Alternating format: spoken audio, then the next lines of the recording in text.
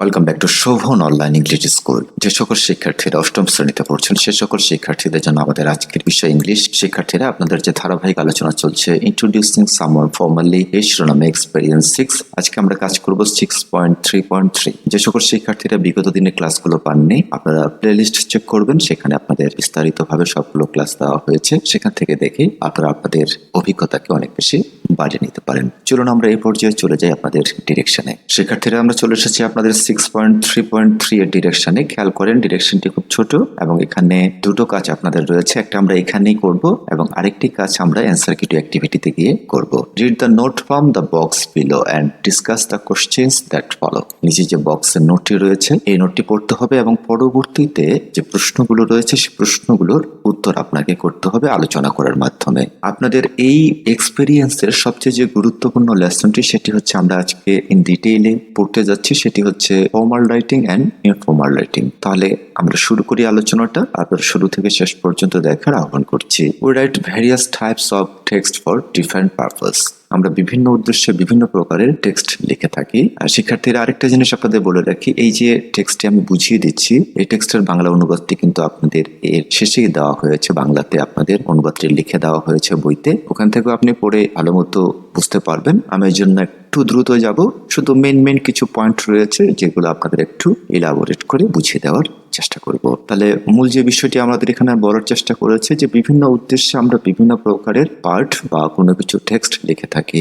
সেটা হতে পারে পার্সোনাল লেটার্স, ব্যক্তিগত চিঠি, অফিসিয়াল লেটার্স, অফিস সম্পর্কিত বা দাপ্তরিক কোনো চিঠি, অ্যাপ্লিকেশনস, আবেদনপত্র, প্যারাগ্রাফস অ্যান্ড কম্পোজিশন, অনুচ্ছেদ অথবা রচনা, পোয়েমস অ্যান্ড মেনি মোর, কবিতা এবং আরো অনেক কিছু। There can be formal or informal. আমরা পৃথিবীতে যা কিছুই লিখি না কেন সবকিছুর দুটি অংশ রয়েছে, একটি হচ্ছে ফর্মাল আর আরেকটি হচ্ছে informal. We use formal and informal text depending on the situation. আমরা মূলত এই ধরনের লেখাগুলো লিখে থাকি আনুষ্ঠানিক অথবা অনানুষ্ঠানিক, মূলত অবস্থার উপর ভিত্তি করে যে আমি কোন সিচুয়েশনে রয়েছে। আপনি যদি ফর্মাল সিচুয়েশনে থাকেন, অফিসে থাকেন, আপনার স্যারের সাথে কথা বলছেন বা বসের সাথে কথা বলছেন, তখন ফর্মাল সিচুয়েশনে আপনি কথা বলবেন। যখন বন্ধুদের সাথে আড্ডা দিচ্ছেন তখন ইনফর্মাল সিচুয়েশন ওটা, তাহলে ইনফর্মালি আপনাকে কথা বলতে হবে। বিসাইডস, পাশাপাশি this two styles of writing are different in many aspects. এছাড়াও এই দুই ধরনের লেখাও ভিন্ন ভিন্ন ধারা রয়েছে। Let's look at them. চলো এখন আমরা এই জিনিসগুলো দেখে নিই। প্রথমে আপনাদের রয়েছে ফর্মাল রাইটিং। খেয়াল করেন আনুষ্ঠানিক ভাষার ক্ষেত্রে when we write for an audience, আমরা এমন ধরনের দর্শকদের জন্য বা অডিয়েন্সের জন্য এটা লিখবো we do not know on a personal level, যেখানে আমরা তাদের পার্সোনাল লেভেল সম্পর্কে জানি না। We use formal style of writing, তখন আমরা আনুষ্ঠানিকভাবে লেখাটা লিখব। তাহলে মূল যে বিষয়টি বলার চেষ্টা করছে, আমরা যখন একটা টেক্সট লিখব আমাদের এমন অডিয়েন্সের জন্য আমরা যখন লিখব যখন তার পার্সোনাল লেভেল সম্পর্কে আমরা জানি না সে কোন অবস্থানে রয়েছে। It is typically more complex than any informal pieces of text.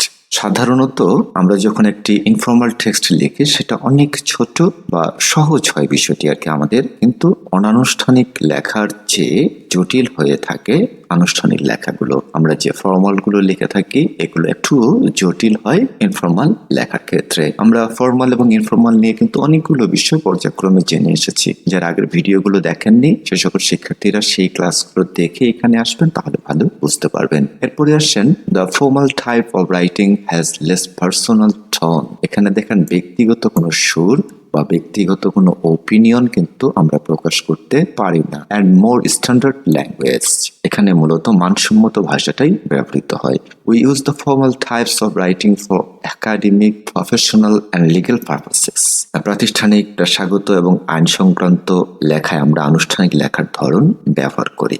এরপরে আসেন the formal writing is a bit difficult as we have to consider some essential points to be kept in mind such as। আনুষ্ঠানিক লেখা একটা জটিল ধরনের, কারণ এতে জরুরি কিছু বিষয় বিবেচনা রাখতে হয়। আমরা যখন আনুষ্ঠানিকভাবে বা ফর্মাল রাইটিং গুলো লিখবো সেগুলো লেখার ক্ষেত্রে মেন যে পয়েন্টগুলো আপনাকে মাথায় রাখতে হবে সেই জিনিসগুলো এখন আমরা জেনে নিচ্ছি। সেটি হচ্ছে প্রথমত রয়েছে আপনাদের word choice and tone should be followed. দুটো জিনিস এখানে কিওয়ার্ড, যে টোনটা হবে আপনাদের, যে সুরটা হবে লেখার সেটা হবে হবে ভদ্রভাবে, এবং ওয়ার্ড চয়েসটা অবশ্যই আপনাদের এমনভাবে ওয়ার্ড চয়েস করতে হবে যেন সেখানে পোলাইটনেস প্রকাশ পায়। Less frequent as use first and second person singular pronounce. আমরা প্রোনাউন নিয়ে এর আগে আলোচনা করেছি। যে পার্সন রয়েছে আমাদের 3 প্রকার, first person, second person, third person, সেগুলো নিয়েও আমরা আলোচনা করেছি এর আগের ক্লাসগুলোতে। সে বিষয়টি বলা হচ্ছে যে ফার্স্ট পারসন, সেকেন্ড পারসন এবং সিঙ্গুলার প্রোনাউনের ব্যবহার খুব কম করতে হবে এই জায়গাটাতে। একেবারেই 1% এর ক্ষেত্রে আমরা হয়তোবা করতে পারি, তাছাড়া একেবারে না করেই best. Use of cohesive device, যেটা আমরা এক্সপিরিয়েন্স 5-এ বিস্তারিতভাবে জেনে এসেছি যে কোহেসিভ ডিভাইসের ব্যবহার। এরপরে আসেন use of positive and literal language and academic vocabulary. তাহলে আমরা এখানে 3টি পয়েন্ট পেয়েছি। পজিটিভ ল্যাঙ্গুয়েজ, এখানে পজিটিভ বলতে আমরা ভালো বা সবসময় নেতিবাচক যে কথাগুলো বলে থাকি সেই ধরনের না, আমরা ভালো বিষয়গুলো বলবো। লিটারাল ল্যাঙ্গুয়েজ, এবং এটাকে আমরা যদি একটু বোঝার চেষ্টা করি, literal language and academic vocabulary, এই দুটো বিষয় একটু হাই কোয়ালিফাইড সম্পন্ন এবং মানসম্মত যে ভাষাটা বা যে শব্দগুলো সেগুলোকে বলা হচ্ছে, যেটাকে আমরা স্ট্যান্ডার্ডও বলতে পারি। আর লিটারাল শব্দটির অর্থ হচ্ছে আক্ষরিক ভাবে বা আক্ষরিক, এই বিষয়টি বোঝায়। তাহলে আমরা এখানে যে বিষয়টি বুঝলাম যে স্ট্যান্ডার্ড লেভেলের যে শব্দগুলো, যেগুলো সচরাচর আমরা ইনফর্মাল সিচুয়েশনে ব্যবহার করি না, বা যখন কোনো রাইটার কোনো কিছুর স্পিচ দেয় বা বক্তব্য দেয়। আপনাদের একটা উদাহরণ দেই, খেয়াল করেন। যখন একজন রাজনৈতিক নেতা বক্তব্য দেয় এবং একই মঞ্চে যদি আরেকজন কবি বক্তব্য দেয়, একই কথাই যদি দুজনেই বলে, রাজনৈতিক নেতার বলার বা শব্দ চয়ন যে বিষয়গুলো বা ঠনগুলো রয়েছে, সেটা কিন্তু কবির বলার শব্দ চয়ন বা ঠনের ক্ষেত্রে অনেক বেশি ভিন্নতা রয়েছে। এই ধরনের যে ভিন্নতাগুলো বা স্ট্যান্ডার্ড বা ভালো মানের শব্দগুলোই মূলত ব্যবহার করা হবে ফর্মাল রাইটিং এর ক্ষেত্রে। এরপরে আসেন avoiding repetition and over generalisation. Repetition মানে হচ্ছে পুনরাবৃত্তি, বারবার একই শব্দের পুনরাবৃত্তি না করা, অ্যান্ড ওভার জেনারেলাইজেশন, অতিরিক্ত সাদামাঠা যে ভাব রয়েছে সেটাকে পরিহার করা। একেবারে সবসময় যে আপনি সিম্পল শব্দই ব্যবহার করবেন তা কিন্তু নয়, আপনার কনভারসেশনে অবশ্যই স্ট্যান্ডার্ড লেভেলের মানসম্মত ভাষা জ্ঞান থাকতে হবে। Use of proper spelling, grammar and punctuation, এটি মূলত আমাদের বলার না, লেখার ক্ষেত্রে এটি খুব বেশি প্রয়োজন হবে, যে শব্দের সঠিক বানান, ব্যাকরণগত যে নিয়মগুলো রয়েছে এবং জ্যোতিচিহ্নের ব্যবহার, এগুলো আমাদের মেনটেন করতে হবে। এরপরে আসেন কন্ট্রাকশনস, যেটা আমরা এর আগে জেনে এসেছি যে শব্দের সংকোচন। দুটো শব্দকে যখন একসাথে লেখা হয়, যেমন আই এম, এটাকে আমরা লিখতে পারি আই এম, ডু নট এটাকে লিখতে পারি ডন্ট। ক্লিশাই, এটি হচ্ছে আপনাদের গতানুগতিক যে শব্দের ব্যবহার রয়েছে, সেই গতানুগতিক ধারাটাকে বলা হচ্ছে কলোকুয়াল ডিকশন। ডিকশন হচ্ছে আপনাদের শব্দ চয়ন এবং কলোকুয়াল হচ্ছে আঞ্চলিক। তাহলে সাধারণত আঞ্চলিক ভাষা পরিহার। অ্যান্ড অ্যাব্রিভিয়েশনস আর জেনারেলি অ্যাভয়েডেড, এবং অ্যাব্রিভিয়েশনস আমরা যেমন সংক্ষেপে লিখে থাকি MBBS, তার একটা ফুল ফর্ম রয়েছে। এই ধরনের ফর্মগুলো কিন্তু আপনাকে অ্যাভয়েড করতে হবে এই ধরনের ফর্মাল রাইটিং এর ক্ষেত্রে। এর পরবর্তীতে আসেন সেন্টেন্সেস আর ইলাবোরেটেড অ্যান্ড কনক্লুডেড। এখানকার বাক্যগুলো হবে একদম বিস্তারিতভাবে বিশদ বর্ণনা এবং কনক্লুডেড একটা সমাপ্তি থাকবে স্ট্যান্ডার্ড লেভেলে। Long sentences, that means complex and compound are common. আমরা জানি according to the structure sentence are divided into 3 kinds: simple, complex and compound. তাহলে আমরা সবসময় ইনফর্মাল রাইটিং এর ক্ষেত্রে কমপ্লেক্স এবং কম্পাউন্ড সেন্টেন্স ব্যবহার করব। আমরা এর আগে আলোচনা করেছি, আজকে ছোট্ট করে আলোচনা করে দিই। কমপ্লেক্স সেন্টেন্সের ক্ষেত্রে আপনাদের কনজাংশন ব্যবহার করে একাধিক ক্লজকে যুক্ত করতে হবে, মানে একাধিক বাক্যকে যুক্ত করতে হবে। সেটা 2টাও হতে পারে, 3টাও হতে পারে, 4টা হতে পারে, 5টা হতে পারে, আপনার ক্যাপাসিটির উপরে নির্ভর করবে সেটা। বিশেষ করে আমরা যদি ইংরেজি রাইটারদের লেখা পড়ি, খেয়াল করবেন 10-15টি ক্লজ নিয়ে কাজ করেছে, শুধু কনজাংশন যুক্ত করেছে। তো সেই জিনিসগুলো যখন আমরা বোঝার চেষ্টা করব, তখন কিন্তু আমাদের এই কমপ্লেক্সের ব্যবহারটি জানতে হবে। এবং কম্পাউন্ডটা একটু সহজ করে দিই। কম্পাউন্ড এবং কমপ্লেক্স এই দুটোকে সহজে চেনার জন্য আপনাদের যে কোহেসিভ ডিভাইস ছিল, ওখানে কিন্তু আমরা ফান ভয়েস পেয়েছিলাম। ওই ফান ভয়েসের মধ্যে সবচেয়ে বেশি ব্যবহার করা হয় কম্পাউন্ড সেন্টেন্সের ক্ষেত্রে অ্যান্ড, অর, বাট। এই 3টি সবচেয়ে বেশি ব্যবহার করা হয়। যে ধরনের বাক্যে আপনি দেখবেন যে দুটো বাক্যকে অ্যান্ড অর বার্ড দিয়ে বা ফান ভয়েসের কোনো কিছু দিয়ে এইভাবে যুক্ত করা হয়েছে, তখন সেটাকে আপনি অবশ্যই কম্পাউন্ড সেন্টেন্স বলবেন। আবার অনেকের মধ্যে আপনাদের একটা জিনিস আমি খেয়াল করেছি, সেটা হচ্ছে গুড অ্যান্ড ব্যাড। এটা তো দুটো অ্যাডজেক্টিভ, এটা যদি অ্যান্ড দিয়ে যুক্ত করা হয়, সেক্ষেত্রে কিন্তু আপনাদের এটা কখনোই কম্পাউন্ড সেন্টেন্স হবে না। কারণ কম্পাউন্ড সেন্টেন্স হতে গেলে তাকে অবশ্যই দুটো সাবজেক্ট অথবা দুটো ভার্ব তার অবশ্যই থাকতে হবে। কখনো কখনো সাবজেক্ট ম্যাচ করলে একটা হলেও হয়, এবার সেটা না থাকলেও চলবে, কিন্তু দুটো ভার্ব থাকতে হবে, দুটোই ইন্ডিপেন্ডেন্ট ক্লজ। এবং কমপ্লেক্স সেন্টেন্সের ক্ষেত্রে এই যে কনজাংশনগুলো রয়েছে অ্যান্ট্রোর ভার্ব বা ফান ভয়েসের, এর বাইরে যত কনজাংশন রয়েছে, ওয়েন বলেন, সো দ্যাট, ইফ, আনলেস, তো, অলতো, এগুলো সবগুলোই ব্যবহার করা হয়। কমপ্লেক্স সেন্টেন্সের একটি হচ্ছে মেন ক্লজ, আরেকটি হচ্ছে সাবঅর্ডিনেট ক্লজ। আমরা আরো বিস্তারিত এটা বিষয়ে জানবো, আপনাদের ক্লাস দেওয়া আছে, সেই ক্লাসটি আপনারা দেখে নিতে পারেন। এরপরে আসেন less frequent use of idioms and phrases and single word verbs are preferred to phrasal verbs.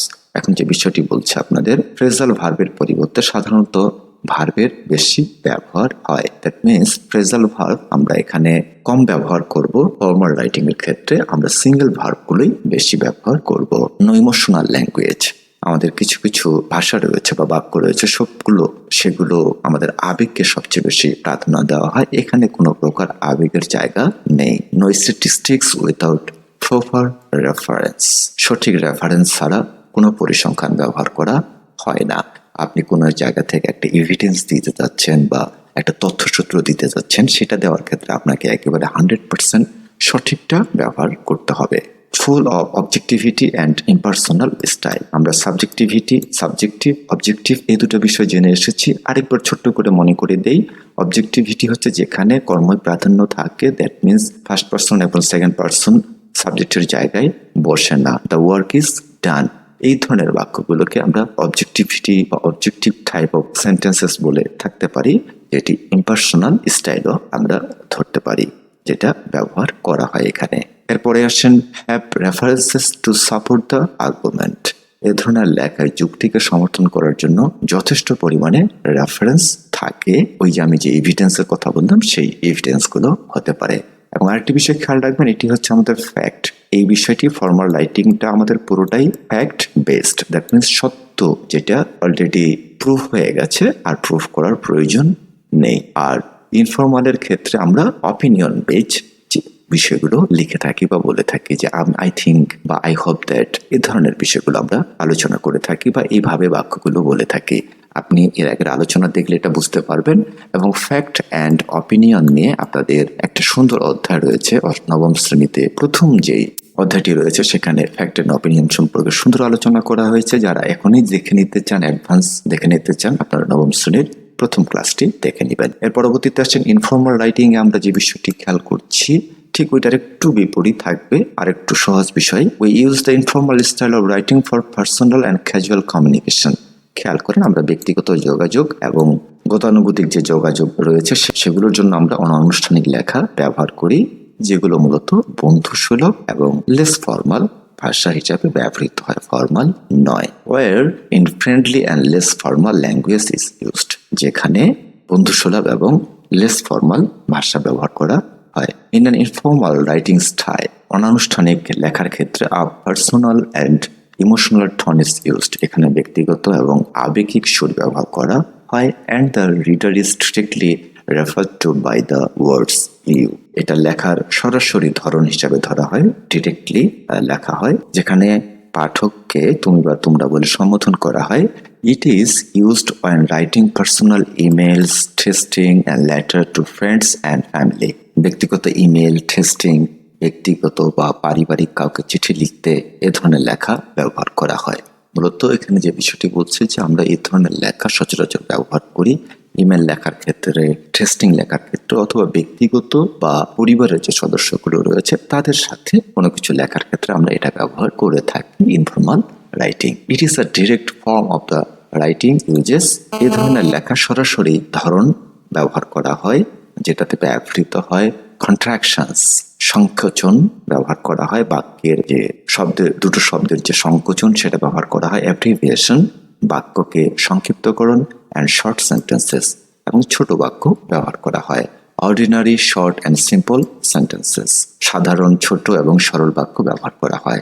Personal and subjective mood, আমরা ওখানে অবজেক্টিভ মুডে লিখবো ফর্মাল এবং ইনফর্মাল লিখবো subjective. First and second person pronounce, আমরা এর আগে দেখেছিলাম ফার্স্ট এবং সেকেন্ড পার্সনের ব্যবহার 1% বা তারও কম, কিন্তু এখানে 99%-এরও বেশি ইনফর্মালের ক্ষেত্রে।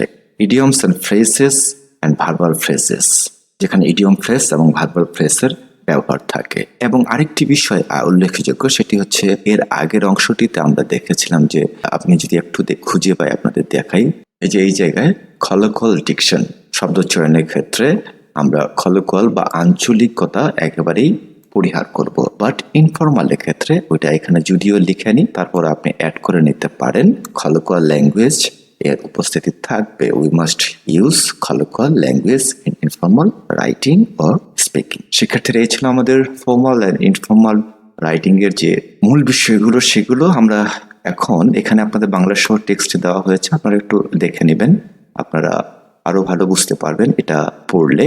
এবং ক্লাসটি তো দেখেছেন, আমি কিছু রেফারেন্স দিয়েছি, সেগুলো আপনারা একটু মাথায় রাখবেন, তাহলে আপনাদের জন্য সহজ হবে।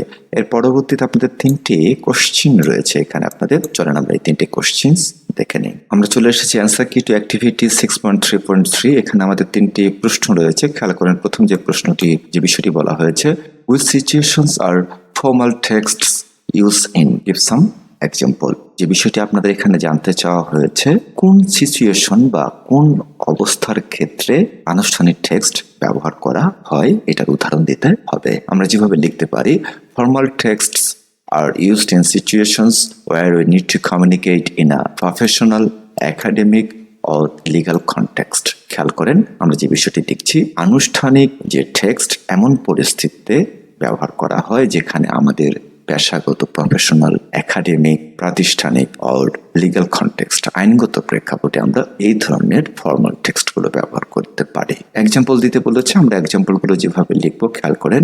Writing an official letters to application to a company, একটি প্রতিষ্ঠানের অফিসিয়াল চিঠি বা আবেদনের ক্ষেত্রে। সাবমিটিং একাডেমিক এসে অর রিপোর্ট, প্রাতিষ্ঠানিক প্রবন্ধ বা রিপোর্ট জমা দেওয়ার ক্ষেত্রে। Drafting a legal document or contract, আইনগত ডকুমেন্ট বা চুক্তি তৈরি করার ক্ষেত্রে আমরা ফর্মাল ব্যবহার করি বা করতে হয়।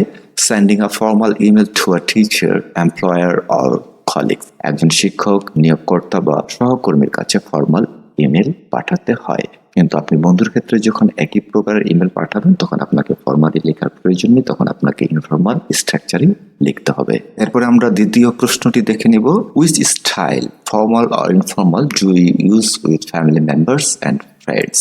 এই বিষয়টি বলেছে। এই ধরনের প্রশ্ন আমরা আগেও পেয়েছিলাম 6.1.2-তে। আনুষ্ঠানিক বা অনানুষ্ঠানিক কোন ধারণাটি আমরা পরিবারের সদস্য এবং বন্ধুদের সাথে ব্যবহার করে থাকি, তাহলে পরিবারের সদস্য এবং বন্ধুদের সাথে আমরা সরাসরি ইনফর্মাল ব্যবহার করে থাকি। এক্ষেত্রে আমরা যেভাবে লিখতে পারি, we typically use an informal style with family members and friends. আমরা সাধারণত অনানুষ্ঠানিক যে ধারাটি রয়েছে লেখার, এটা ব্যবহার করি পরিবারের সদস্য এবং বন্ধুদের সাথে। This style is more casual, personal and emotional and it অফন includes contractions, slang and direct language. আমরা একেবারে এক্সাম্পলের মতো যে বিষয়টি নিয়ে শেষ করেছি প্রশ্নটি, সেটি হচ্ছে এই ধরনের পদ্ধতি আরো বেশি সাধারণ, ক্যাজুয়াল, পার্সোনাল, ব্যক্তিগত, ইমোশনাল, আবেগিক, and it often includes contractions, slangs and direct language. এটি প্রায় সংক্ষেপ ব্যবহার করা হয়। কন্ট্রাকশন, দুটো শব্দকে সংযুক্ত করা, এবং অনেক সময় বাক্যকেও সংক্ষেপণ করা হয়। এবং ডিরেক্ট ল্যাঙ্গুয়েজ, এখানে স্ল্যাং ব্যবহার করা হয়, কথ্য ভাষা, যেটা আমরা সচরাচর ব্যবহার করে থাকি। প্রত্যেক এলাকার একটা নিজস্ব ঠন রয়েছে বা কিছু শব্দ কমন রয়েছে, সেটাকে আমরা স্ল্যাং হিসেবে ধরতে পারি। অ্যান্ড ডিরেক্ট ল্যাঙ্গুয়েজ, সরাসরি ভাষা ব্যবহার করা, এগুলো আমরা অন্তর্ভুক্ত করি। এর পরবর্তীতে আসলে আমরা 3 নম্বরটি যদি দেখে নেই, write 5 sentences in a formal and 5 in informal style. Already আমরা এই বিষয়টি আলোচনা করেছি, আবারও বলছি, আনুষ্ঠানিক এবং অনানুষ্ঠানিক দুই ধরনের ভাষার 5টি করে বাক্য লিখতে হবে আপনাকে। আমরা এর আগে যতগুলো আলোচনা করেছি আপনার টেক্সট থেকেও নিতে পারেন, এবং আমি কয়েকটি এক্সাম্পল দিচ্ছি, সেটাও আপনি নিতে পারেন। এইটা লেখার ক্ষেত্রে আপনি উন্মুক্ত যে কোনো বাক্য ব্যবহার করতে পারলেই হবে। I would like to inform you that the meeting has been rescheduled. আমি আপনাকে জানাতে চাই যে মিটিংটি পুনর্নির্ধারিত হয়েছে। এই বাক্যটিকেই যদি আপনি ইনফর্মাল করতে চান, সেই ক্ষেত্রে শুধু এখানে মিটিংস লিখে দিবেন, তাও হয়ে যাবে। এবং এখানে আই এর সাথে শুধু জাস্ট ডি দিয়ে দিবেন, তাও কিন্তু হয়ে যাবে। তখন হবে আই উড না বলে আইট আমরা উচ্চারণ করবো। এরপরে আসেন 2 নম্বরে, please submit your report by the end of the week. দয়া করে সপ্তাহের শেষের মধ্যে আপনার রিপোর্টটি জমা দিন। এটি হচ্ছে প্লিজ, যেহেতু ব্যবহার করেছে, ফলাইট রয়েছে, এই জন্য আমরা এটাকে ফর্মাল বলবো। 3 নম্বরে আমরা যে বাক্যটি নিয়েছি, it is essential to adhere to the guidelines provided. যে নির্দেশনা দেওয়া হয়েছে সেটা মেনে চলা অপরিহার্য। The presentation were received by the audience. এটা প্যাসিভ ফরম্যাটে আমরা করার চেষ্টা করেছি। উপস্থাপনাটি দর্শকদের দ্বারা ভালোভাবে গৃহীত করা হয়েছিল বা গ্রহণ করা হয়েছিল। এরপরে 5 নম্বর, kindly let me know if you require any further assistance. যদি আপনার আরো সহায়তার প্রয়োজন হয় তবে দয়া করে আমাকে জানান। ইনফরমালের ক্ষেত্রে আমরা যেটা লিখতে পারি, ওই যে প্রথম বাক্যটি তখন বলেছিলাম, I am letting you know that the meeting's been moved. আমি তোমাকে জানাচ্ছি যে মিটিংটি সরানো হয়েছে বা চেঞ্জ হয়েছে, পরিবর্তন হয়েছে তারিখটি। এরপরে 2 নম্বরে, can you send me the report by the end of the week. তুমি কি সপ্তাহের শেষের মধ্যে রিপোর্টটি পাঠাতে পারবে? 3 নম্বরে, make sure to follow the rules they gave us. তারা যে নিয়মগুলি দিয়েছে তা মেনে চলতে নিশ্চিত হও। আমরা আগে যে বাক্যগুলোকে নিয়েছি সেই বাক্যগুলোকে কিন্তু এখানে কনভার্ট করছি ইনফরমালি। এরপরে 4 নম্বরে, এভরিওয়ান লাইকড দ্য প্রেজেন্টেশন। সবাই উপস্থাপনাটি পছন্দ করেছে। আমি ওই বাক্যগুলো এখানে নিয়েছি। আপনারা যখন এর বাইরেও লিখবেন, ভিন্ন ভিন্ন বাক্য লিখবেন, তাও কিন্তু উত্তরটি হবে, কোনো সমস্যা নেই। এবং 5 নম্বরে রয়েছে, let me know if you need any more help. যদি তোমার আরো সাহায্যের প্রয়োজন হয় তবে আমাকে জানাও। শিক্ষার্থীরা, এই ছিল আমাদের আলোচনাটি। আশা রাখি আপনাদের আলোচনাটা ভালো লেগেছে। যারা শুরু থেকে শেষ পর্যন্ত দেখেছেন অবশ্যই আপনাদের মূল্যবান মন্তব্যটি জানিয়ে দেবেন, এবং আপনাদের যে সকল বন্ধু বান্ধব এখনো এই ক্লাসটি দেখছে না বা দেখেনি তাদেরকেও জানাবেন। আরেকটি বিষয় আপনাদের জন্য বলে রাখি, যারা বার্ষিক পরীক্ষার জন্য ভালো প্রিপারেশন নিতে চান অবশ্যই আমাদের অনলাইন ব্যাচে যুক্ত হতে পারেন। আমাদের অনলাইন ব্যাচে এই বিষয়গুলো আরো বিস্তারিতভাবে সূক্ষ্মভাবে আলোচনা করে আপনাদের প্রতিনিয়ত বুঝিয়ে দেওয়া হয়। আমাদের অনলাইন ব্যাচে যুক্ত হওয়ার জন্য অবশ্যই আপনাকে আমাদের হোয়াটসঅ্যাপ যে নাম্বারটি রয়েছে সেই নাম্বারে কমিউনিকেট করতে হবে বা টেক্সট দিতে হবে। তারপরে আপনারা আপনাদের গ্রুপে যুক্ত হতে পারেন। কিছু নিয়ম কানুন রয়েছে বা চার্টস রয়েছে, পরবর্তীতে আপনাদের সাথে আলোচনা করা হবে। Thanks for watching. আল্লাহ হাফেজ।